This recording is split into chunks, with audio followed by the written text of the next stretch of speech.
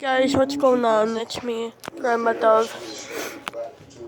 So I sound, I guess, maybe a little more clear today than last night. I know last night my voice was so dried out, and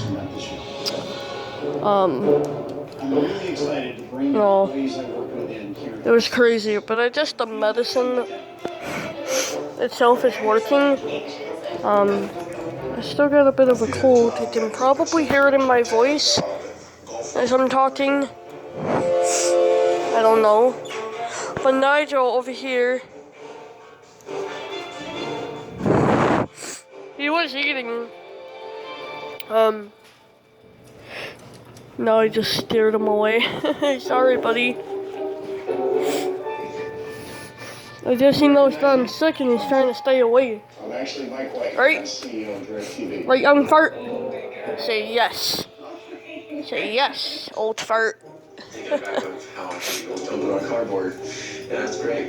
It's nice to see you. So you're not Not Tom after all. Alrighty, just thought I'd give you a little update on what's going on with them. Thank you. Hopefully I feel better. Alrighty. Say bye, birdies. First of all, Bye, old farts. the women's leadership exchange.